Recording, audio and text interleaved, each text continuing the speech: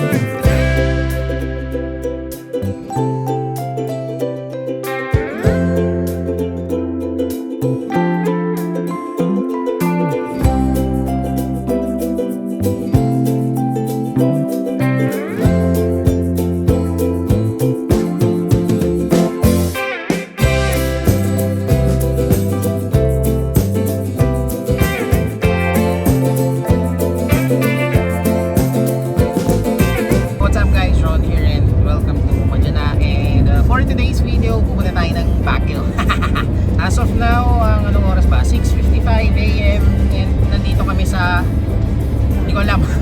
Hindi namin alam kung saan lugar yan eh. First time ko kasi magbabagi ng nakakotse.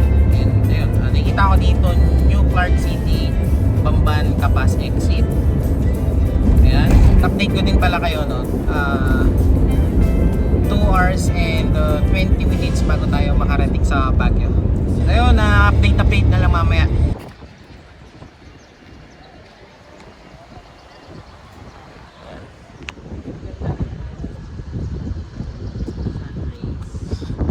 Ganda, no? So ngayon, anong oras na ba? 7:27, nandito kami sa Victoria. Ayan. May Starbucks. Ganda dito, McDonald's, Petron, Jollibee. Tapos ano pa ba? Dami. Restroom doon. Ayan. Ayan. Ganda. Tapos 2 hours and 5 minutes na lang yung ibabiyahe para makarating ng Baguio. So ayun. Picture muna sila. Ganda yun, no? Ito yung problema minsan sa mga Pinoy eh. Ganda dito, tapos pagtingin mo dito puro kalat. Kayo magkakalat. Ganda-ganda ng view, tapos magkakalat kayo.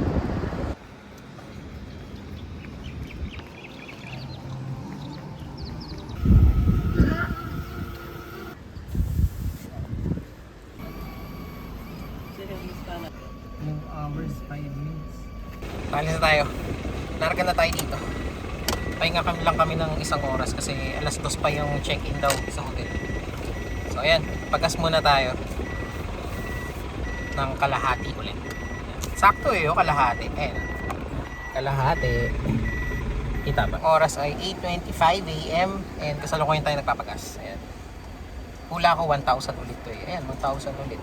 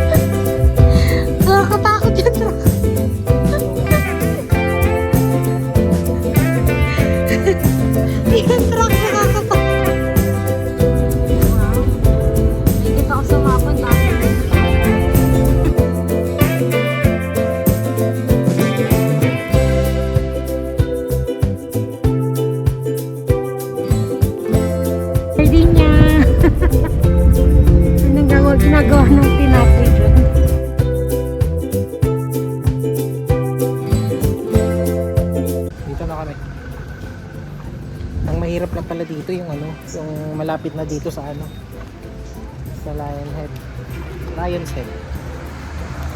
Yun lang. Yung dulo na yun, kasi pusiko siya. Kailangan mong bumuelo. Buti nakabuelo ako. Kahit hindi na ako nag second gear or lower gear. Yun, nakabuelo ako. So far, okay naman. Parang ano lang siya eh. Kaibiyang tunnel. Pero yung hirap, okay lang. Sakto lang. Kala ko naman yung sobrang haba nung akyat. Pasiko. Nag-i-scratch yung gulong. Ayun, no?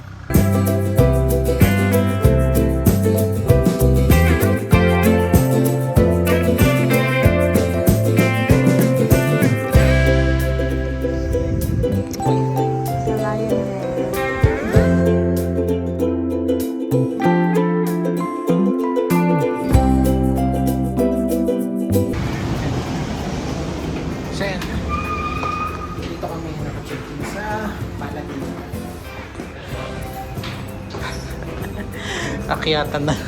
Akyatan sa kotse, akyatan pa dito. Tayo.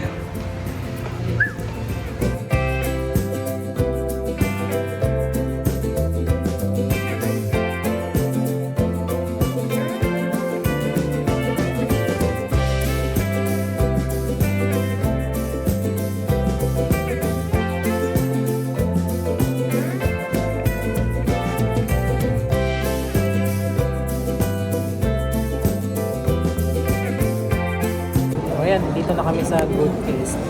And pinark muna namin yung kotse doon sa Paladin kasi baka mahirapan ko rin mag-park dito. And ang check-in pala namin doon is alas 2 pa. Ayun, maghintay kami ng alas 2. Yung mga bagahe namin lahat, iniwan na rin namin doon. And pwede naman palang iwan. Ayun, hintay lang kami. After nito, saan tayo? Series. Nakapatay ko ang Burnham Park. Pero malaki. Gulo ng anak ko eh. Kanina, iba talaga pag nakakaasar minsan magdala ng Pero sa SM, wala malayo yun. Nakakapagod, nakakaubos ng energy. So yun, medyo Pero pauwi na kami. mahirap pala. Siguro kung i-rate ko yung hirap ng papunta ng Bicol at saka dito sa Baguio, mas mahirap siya ng times 2. Yeah, mas mahirap siya ng times 2. Kasi puro akyat talaga. Pero, kayang-kaya ni Maxine. Kayang-kaya ng Suzuki ATV. Automatic. Sa atin na pala to. 15A ba tayo? 15A na. Click done. Ayun o, done. Ayun o, done.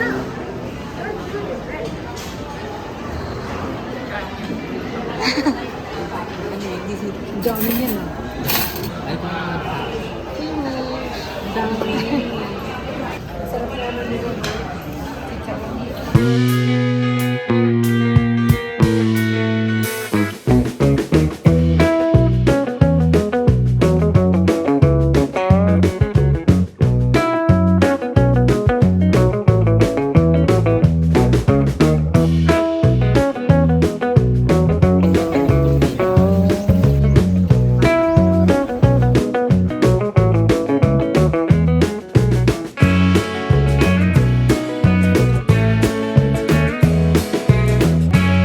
Bata dito branded yung suot eh, no? Champion, Babe, Bathing Ape pala. Hindi pa iba pala yung Babe kasi baka ito isipin nyo. Ayun, naalala ko kasi dati dito kami nag-aangkat ng mga pang okay na na shirt and kung ano-ano pa. So dito kami namimili ng mga streetwear dati. Galing pa dito, pati sapatos, ayan. Naalala ko.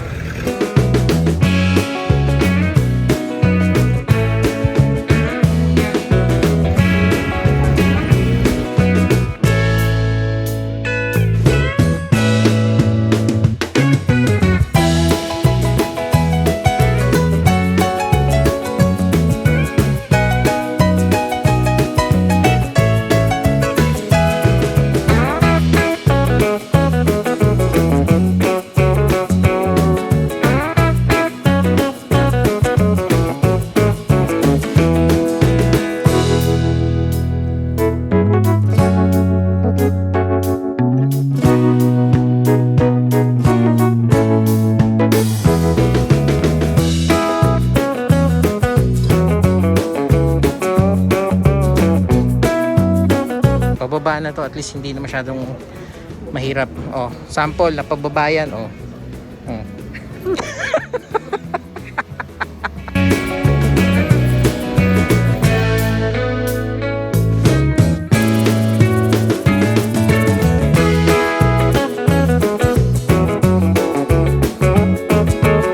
Kami ngayon sa SM Baguio. So, tingin ko hindi naman masyadong nakapagod mag-drive dito. Papunta dito. Paakyat. And tingin ko mas nakakapagod pa mag-alaga ng bata. Ay, nakapagod maghabol. Kanina hindi masyadong kalamigan eh. Pero ano kasi, kunwari, pag alas 12, mainit siya. Pero kapag humangin, malamig. Yun. Ano oras na ba ngayon? 6:17. Ayan, malamig na talaga dito. Lalo dito sa SM Baguio. Yung ano nila dito, itong part na to. Ayan. Lamig dito. Hoy! Ewan ko dito sa anak ko, hindi nilalamig. Ang lupit sa sa lamig.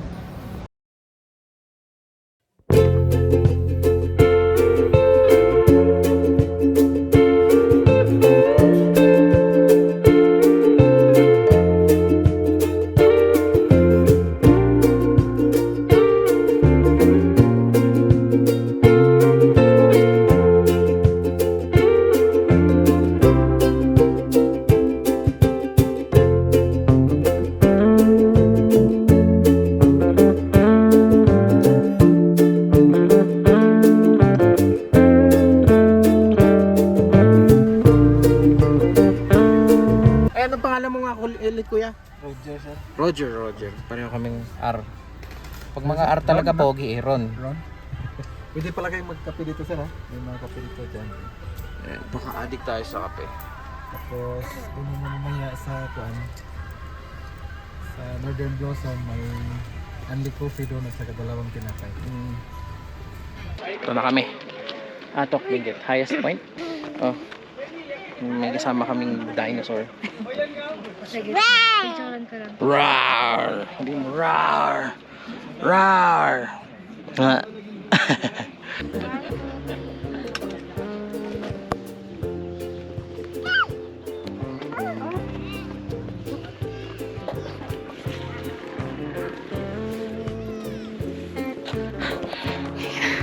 Lamig!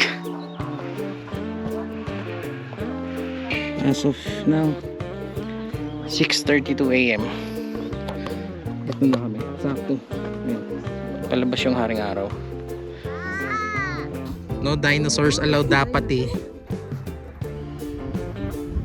Woo!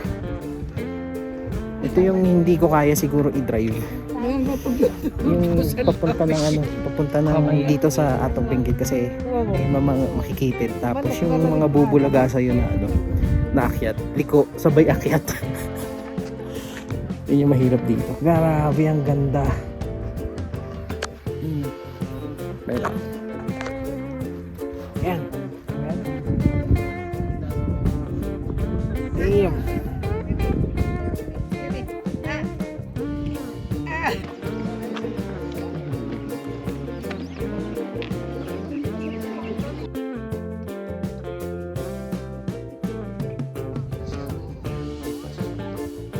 Pababa na kami. Nagwawala na to. Hindi maganda kasama talaga mga toddler. Hi, coloreds.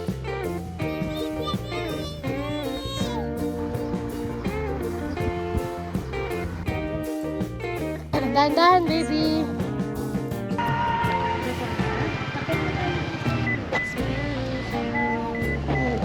Pasaway oh. Sarap iwan eh. Paakulit ng dinosaur na to.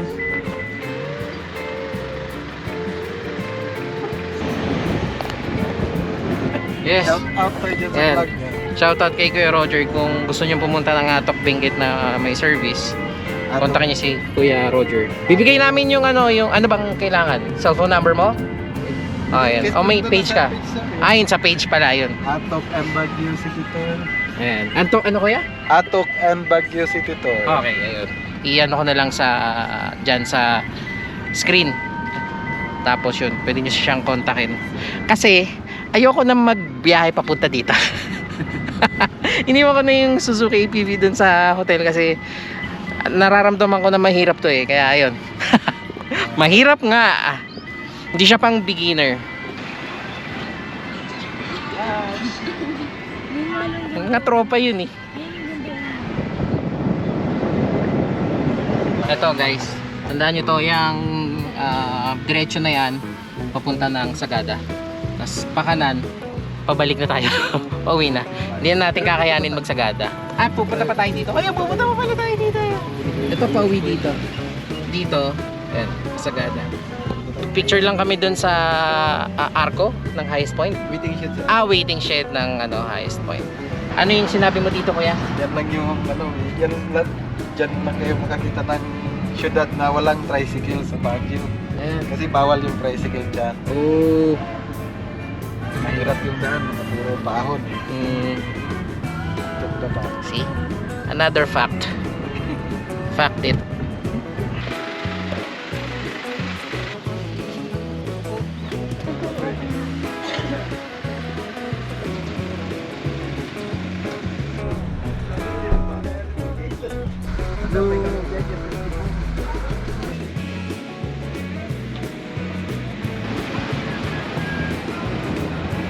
Dito ko kuya.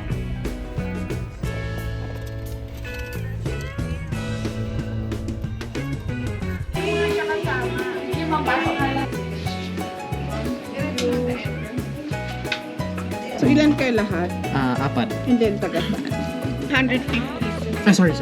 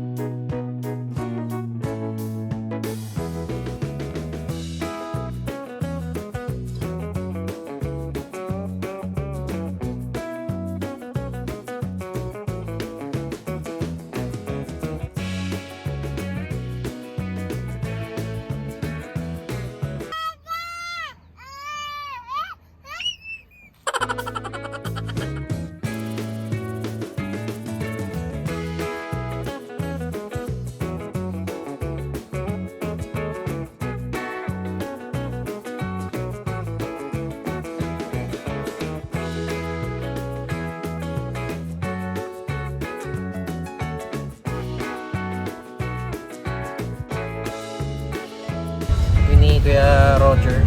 Roger, tama di ba kuya? Yung kapangalan ni Chewing ko. Oo sir. Mahal daw talaga yung yung lupa sa Baguio. Tapos pag summer, hindi ramdam yung summer. Kakaingit. Sa amin pag diyan sa Imus nagiging impyerno na eh. May free trial ng impyerno pag sa Cavite.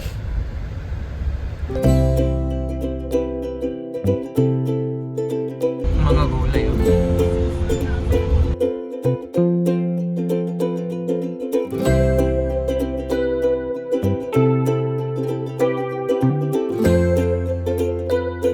May sitting area sila dito with a view. Ayan, tapos yun yung parking.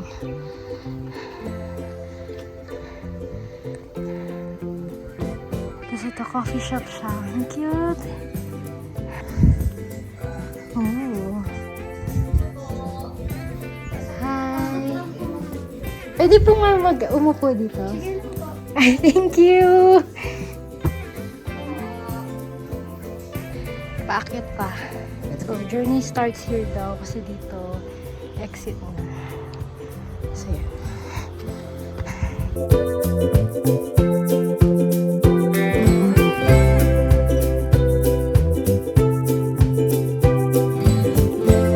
So, matapos mo akyatin yan, andun yung entrance. Ayan, akyatin mo yan. Another akyatan pa. Para marating mo yung pinakadulo. Oh my God. Exercise ito eh. Sobrang nakakapagod.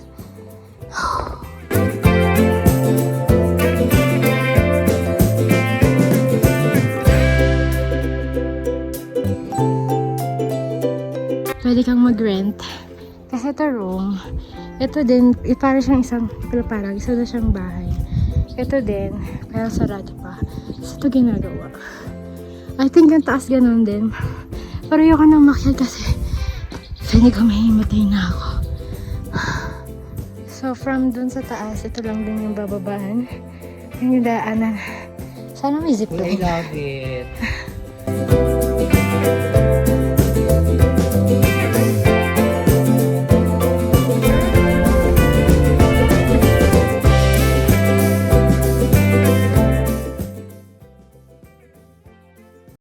Nakabalik na kami sa hotel room. So, medyo nakapag-rest na. So, ito yung itsura ng room namin. Deluxe room with window siya. So, malaki naman. Nandito yung CR. So, medyo magulo na siya kasi yun nga, nakapag-stay na kami, naligo na kami. Kaya, ayan. So, ayan. Mayroong heater, ayan. So, nag-work naman yung heater. Malakas naman yung tubig. Tapos, may step dito. Ayun yung bintana. TV. Wala nga lang ditong ref.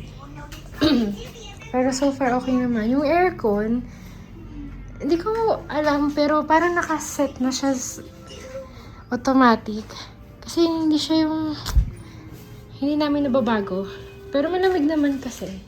Kaya, okay lang din. Tapos ito yung dresser. May ilaw yan. So, may 3 saksakan yan. Ito, 2, tapos isa doon. So, mas maganda magdala kayo ng extension kung marami kayong i-charge. So, ano masasabi mo sa pagdala ng baby? Wala namang ibang option eh.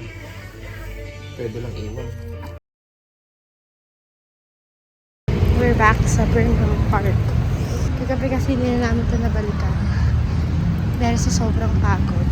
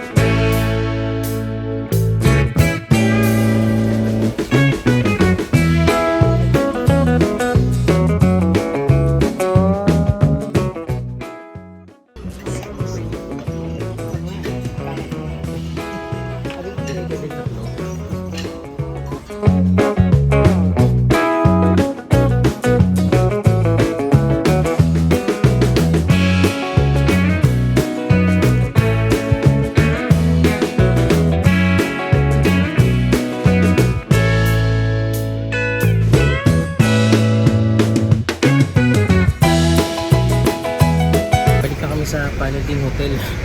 Ito yung mga pinamili. Mukha siyang konti pero marami. Pero pag inano mo yun, ang daming laman. Ang daming napamiling ano kasi. Ang tawag doon yung mga dahon? Gulay. Mga gulay na leaf type. Yun yung inakit namin. Dito tayo. Doon kanina.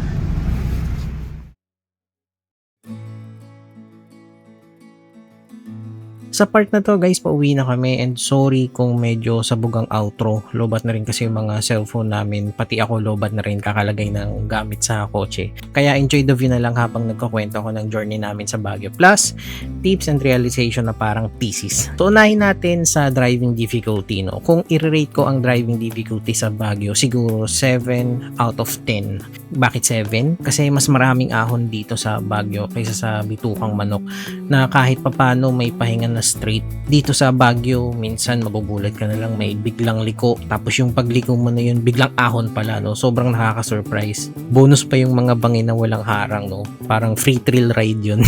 Isa sa struggle namin habang paakyat kami is yung mga truck sa unahan na parang nagre-reflect muna sa life bago umandar. Pero syempre, wala tayong magagawa doon. Hindi naman nila pwedeng i-fast and the furious yun. No? Tayo ang mag-a-adjust. Overtake kung safe, siguraduhin walang kasalubong lalo na sa kurbada. Hindi to Fast and Furious Canon Drift. No?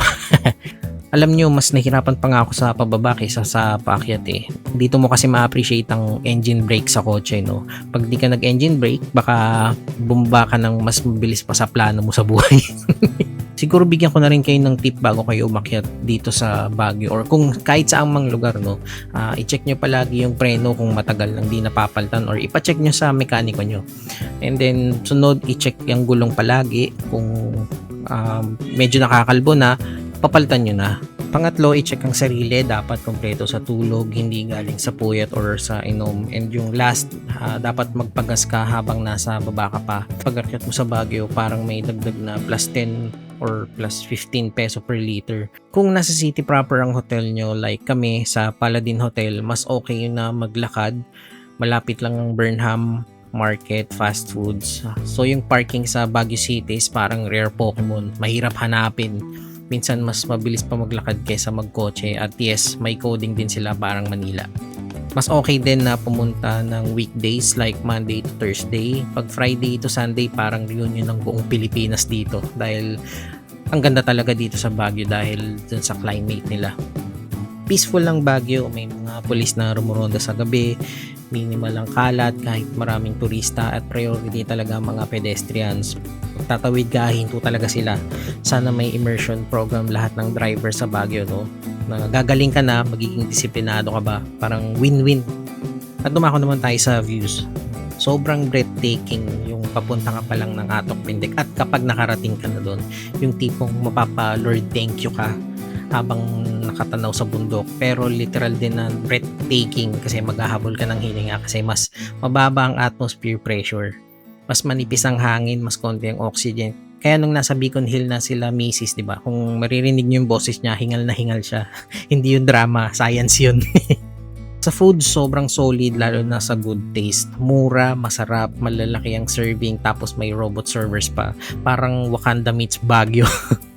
About naman sa pagdadala ng toddler, ay nako. Sa side ko, triple yung difficulty. May moments na parang kami na lang dalawang may sariling teleserye. Suggestion ko, kung super kulit, better magdala ng extra help kasi yung pagod ko times 3. Nagdadrive na ako, nagbubuhat pa. Yung akyatan, mas challenging pag may kargang makulit na boss baby. Kaya may mga spot kaming di napuntahan dahil nagpapahinga muna kami sa live. Sabi ko nga, mas madaling mag-drive sa Baguio kaysa mag-alaga ng toddler. Totoo yan. Overall, babalikan ba namin ang Baguio? Syempre, yes na yes. Pero siguro pag-behave na yung anak namin na masarap ng kasama. Yung kaya na maglakad mag-isa at magsabi kung pagod na siya. Hindi yung kami ang pagod para sa kanya. So yun, sana nag-enjoy kayo at may napulot kayong tips. Don't forget to subscribe kung natawa kayo sa vlog para updated kayo sa travel, car updates, and food trips namin. So maraming salamat sa panonood. Madya na!